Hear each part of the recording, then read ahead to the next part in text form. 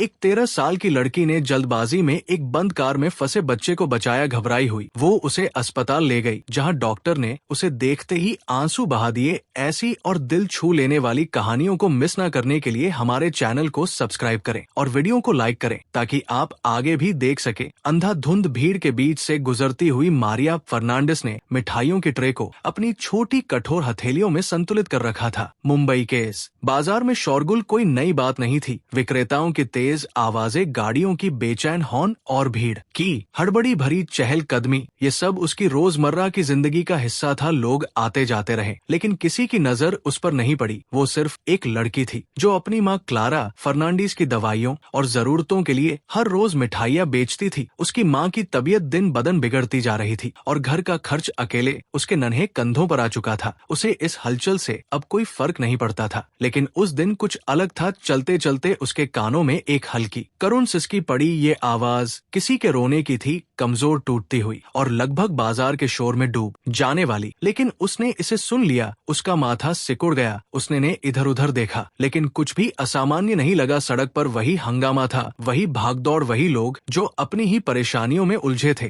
फिर भी उसके भीतर एक अजीब सी बेचैनी जाग उठी। उसने अपने कदम धीमे किए और आवाज की दिशा में आगे बढ़ी। तभी उसकी नजर सड़क किनारे खड़ी एक काली सेडान पर पड़ी, जो चाय की एक छोटी सी दुकान के पास खड़ी थी। कार के अंदर झांकते ही उसका दिल जोरों से धड़कने लगा। भीतर एक नन्हा बच्चा अकेला बैठा था। उसका चेहरा लाल पड़ा था, आंखों में तकलीफ झलक रही थी और उसकी सांसें असामान्य रूप से तेज चल रही थी। उसके होंठ सूख रहे थे और उसकी छोटी सी मुट्ठियां असहाय होकर हवा में हिल रही थी। डर ने मारिया को जकड़ लिया। उसकी उंगलियां मिठाइयों की ट्रे पर कस गई और फिर वो अचानक ही भागी बाबा प्रकाश। उसने जोर से पुकारा। सड़क किनारे अखबारों का ढेर ठीक कर रहे बूढ़े बाबा प्रकाश ने चौंक कर उसकी ओर देखा। उनकी आंखें थकी हुई थी, लेकिन वे अब भी तेजी से चीजों को समझने में सक्षम थी। क्या हुआ लड़की? उन्होंने पूछा। एक बच्चा। उसकी आवाज कांप गई। वो उस गाड़ी में बंद है। उसने हड़बड़ा हुए कार की ओर इशारा किया। बाबा प्रकाश ने बिना समय गवाए अखबारों को किनारे फेंका और तेज कदमों से गाड़ी की ओर बढ़े। उन्होंने सबसे पहले दरवाजा खोलने की कोशिश की, लेकिन वो अंदर से लॉक था। उनके माथे की लकीरें और गहरी हो गई। चारों ओर देखा, लेकिन किसी को भी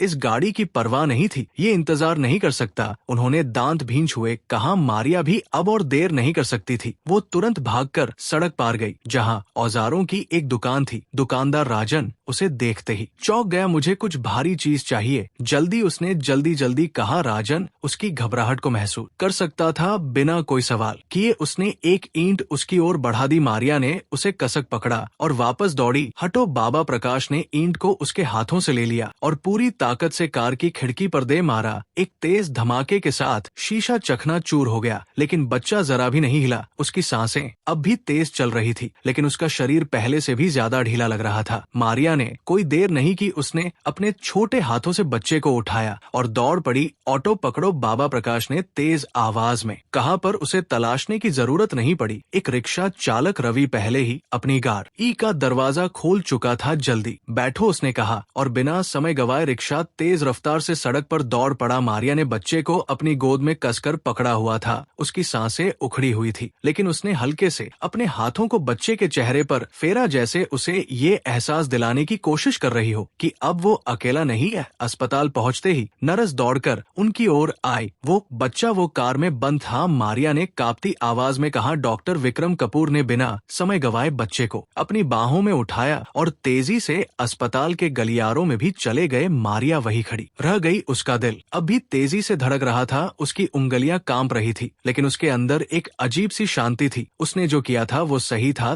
तभी अस्पताल के दरवाजे जोर से खुले और एक लंबा गुस्से से भरा आदमी अंदर आया। रामिरो सिंह। उसकी आंखें आग उगल रही थी। उसने चारों ओर नजरें दौड़ाई, फिर उसकी नजर मारिया पर पड़ी। मेरा बेटा कहाँ है? रामिरो सिंह के भारी कदम अस्पताल के सफेद फर्श पर गूंज रहे थे। उसकी तेज नजरें पूरे हॉल में घूमी और फिर सीधी मारिया पर जा कि वो वही खड़ी थी, अब भी अपने अंदर फैले डर और बेचैनी को काबू करने की कोशिश कर रही थी। उसकी हथेलियां ठंडी पड़ गई थी, लेकिन उसने खुद को कमजोर पड़ने नहीं दिया। रामिरो धीरे धीरे आगे बढ़ा, हर कदम जैसे किसी शिकारी की तरह सावधानी से रखा गया हो। उसकी आंखें गहरी और ठंडी थी, जैसे वो मारिया को पूरी तरह से परखने की कोशिश कर रहा हो। तुमने मेरा बेटा उठाया लड़की। उसके शब्दों में कुछ ऐसा था जिसने मारिया की रीढ़ में सिहरन दौड़ा दी। आवाज आवाज में कोई गुस्सा नहीं था, कोई हड़बड़ी नहीं थी। ये सवाल कम और एक चेतावनी ज्यादा लग रही थी। मारिया ने अपने होंठ भींच लिए। अंदर ही अंदर उसका दिल बहुत जोरों से धड़क रहा था। रामिरो के चेहरे पर वह घबराहट नहीं थी जो एक पिता को होनी चाहिए जिसने अपने बच्चे को खो दिया हो। उसके चेहरे पर कुछ और था, कुछ नकली, कुछ गलत। मैंने उसके शब्द अब तक पूरे भी नहीं हुए थे कि एक शांत पर दृढ़ आवाज ने माहौल को काट दिया। बच्चा डॉक्टर की निगरानी में है, मिस्टर सिंह, आशा पटेल ने कहा। मारिया ने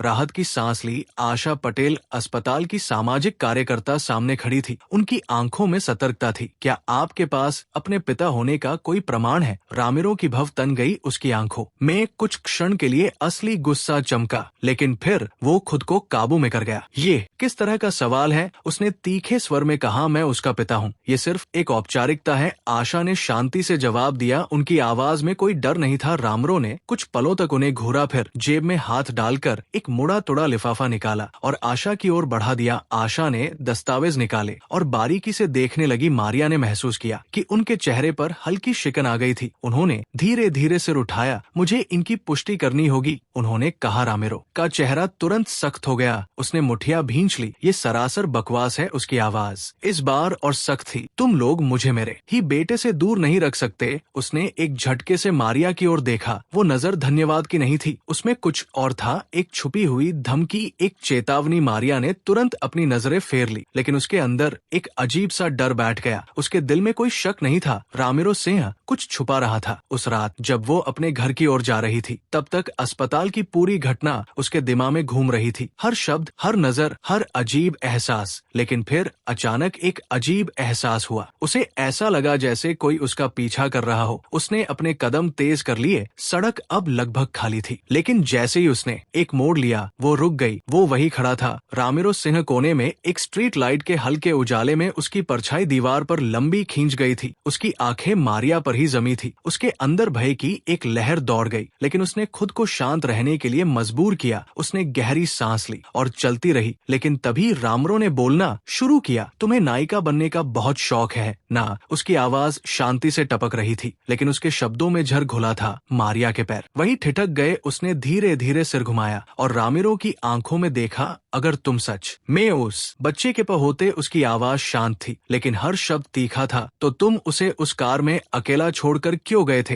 रामिरो के होठों पर हल्की हंसी आई, लेकिन वो हंसी असली नहीं थी। उसमें कोई गर्माहट नहीं थी, कोई भावना नहीं थी। कुछ सवालों का जवाब खतरनाक होता, ए लड़की, उसने धीरे से कहा। फिर बिना कोई और शब्द कहे वो धीरे धीरे अंधेरे में गायब हो गया। मारिया वही खड़ी रह गई। उसका दिल जोरों से धड़क रहा था। अब उसे पूरा यकीन हो चुका था, रामिरो सिंह झूठ बोल रहा था और वो किसी भी हाल में सच सामने लाने वाली थी। अगले कुछ दिनों तक मारिया के भीतर बेचैनी बनी रही। रामिरो सिंह का चेहरा, उसकी ठंडी आंखें और वो डरावनी चेतावनी, ये खत्म नहीं हुआ। बार बार उसके दिमाग में गूंज रही थी, लेकिन डर उसे रोकने वाला नहीं था। उसने जो देखा था, जो महसूस किया था, वो सच था और अब उसे ये सच सबके सामने लाना था। उसने बिना देर किए आशा पटेल से मुलाकात की और वकील कबीर मेहता को पूरी बात बताई। वो आदमी झूठ बोल रहा है। मारिया ने गहरी सांस लेते हुए कहा। वो उस बच्चे का पिता नहीं है, मुझे पूरा यकीन है। कबीर ने मेज पर रखे दस्तावेजों को उठाया और ध्यान से पढ़ना शुरू किया। उनके माथे पर शिकन पड़ गई। हम ये दस्तावेज, उन्होंने कागजों को अपनी उंगलियों से टटोल हुए कहा। इनमें कुछ गड़बड़ है। आशा, जो अब तक चुपचाप सुन रही थी, धीरे से सिर हिलाया। अगर ये कागज नकली है, उन्होंने धीरे से कहा, तो इसका मतलब है कि रामिरो किसी बड़े जाल में शामिल है। ये सिर्फ एक खोए हुए बच्चे की कहानी नहीं है, ये कुछ और ही बड़ा मामला लग रहा है। कबीर ने गहरी सांस ली और फिर दोनों की ओर देखा। हमें पूरी जांच करनी होगी। अगर ये कागज फर्जी है, तो ये आदमी कोई छोटा मोटा अपराधी नहीं हो सकता। हमें देखना होगा कि वो और किन लोगों से जुड़ा हुआ है। कुछ ही दिनों में जांच शुरू हो गई। कई सरकारी दस्तावेजों की पड़ताल की गई, पुराने रिकॉर्ड खंगाले गए और रामिरो सिंह के संपर्कों की गहराई से जांच हुई। जो सच सामने आया, उसने सभी को चौंका दिया। रामिरो सिंह अकेला नहीं था, वो एक खतरनाक नाम से जुड़ा हुआ था। एर्नेस्टो खान, एक कुख्यात अपराधी, बच्चों की तस्करी का एक बड़ा सरगना। जैसे ही ये जानकारी सामने आई, मामला और भी गंभीर हो गया। ये केवल एक बच्चे की सुरक्षा की बात नहीं थी, ये पूरे नेटवर्क को बेनकाब करने का मौका था। और फिर कुछ ऐसा हुआ जिसकी किसी ने कल्पना भी नहीं की थी। एक रात कबीर के ऑफिस में एक अनजान आदमी आया। उसकी आंखों में झिझक थी, लेकिन होठों पर दबी हुई सच्चाई। मेरा नाम मिगुएल शर्मा है, उसने धीमी आवाज में कहा। मैं पहले रामिरो सिंह के साथ काम करता था, मारिया, आशा और कबीर कबीर तीनों सतर्क हो गए। तो तुम हमारे लिए क्या लाए हो, मिगुएल? कबीर ने शांत स्वर में पूछा। मिगुएल ने गहरी सांस ली और फिर बोलना शुरू किया। रामरो सिंह उस बच्चे को बेचने वाला था। मारिया का दिल जैसे अचानक रुक गया। क्या उसकी आवाज कांप गई? मिगुएल ने उसकी ओर देखा। उसकी आंखों में शर्म और पछतावा झलक रहा था। वो बच्चा उसका नहीं था, कभी था ही नहीं। कमरे में सन्नाटा छा गया। वो एक सौदा था, मिगुएल ने आगे बताया। उस बच्चे को विदेश भेजा जाने वाला था। किसी अमीर दंपति को बेचा जाना था। आशा और कबीर ने एक दूसरे को देखा। अब उनके पास सबूत था। लेकिन तुम ये सब क्यों बता रहे हो? कबीर ने संदेह से पूछा। मिगुएल ने नीचे देखा, फिर फुसफुसाया, क्योंकि मैंने अपनी आत्मा पहले ही बहुत बेच दी है और मैं और नहीं कर सकता। इस नए सबूत के साथ पुलिस ने एक जाल बिछाया। वे जानते थे कि रामरो जल्द ही फिर से हरकत में आएगा। रात के अंधेरे में पुलिस ने उस अनाथ आश्रम को घेर लिया जहां वो बच्चा अब सुरक्षित था। वे जानते थे कि रामरो आएगा और वो आया। उसने सोचा था कि कोई नहीं देख रहा। वो छिपकर अंदर दाखिल हुआ, पर तभी हाथ ऊपर करो। रामिरो चारों ओर से पुलिस की बंदूकें उस पर तनी थी। रामिरो का चेहरा गुस्से से लाल हो गया। उसने तुरंत भागने की कोशिश की, लेकिन पुलिस पहले से तैयार थी। वो बाहर की ओर भागा, गलियों में छिपने की कोशिश की, लेकिन भाग्य उसका साथ छोड़ चुका था। मारिया दूर खड़ी देख रही थी। उसकी सांसें तेज हो गई थी। रामिरो अंधेरे में गायब होने की कोशिश कर रहा था, लेकिन तभी एक पुलिस वाले ने उसे जकड़ लिया। अब बस रामिरो खेल खत्म। रामिरो ने संघर्ष किया, लेकिन वो अब पकड़ा जा चुका था। उसे हथकड़ियां पहनाई गई और जब वो गुजरा, उसकी आंखें सीधे मारिया से मिली। उन आंखों में कोई डर नहीं था, कोई पछतावा नहीं था, बस गुस्सा। ये खत्म नहीं हुआ, उसने दांत भींच हुए कहा। लेकिन मारिया जानती थी उसके लिए ये खत्म हो चुका था। उसने एक नजर उस बच्चे पर डाली, जिसे अब उसकी माँ क्लारा अपनी बाहों में थामे हुए थी। उसके चेहरे पर एक शांति थी, एक सुकून। अब ये बच्चा सुरक्षित था, अब कोई उसे छीन नहीं सकता था। अगर इस कहानी ने आपको किसी भी तरह से छू लिया हो तो हमारे चैनल को सब्सक्राइब करें। अगर आपके पास हमारे कंटेंट को बेहतर बनाने के लिए कोई सुझाव है तो कृपया कमेंट में बताएं, ताकि मैं और भी बेहतरीन कहानियां ला सकूं।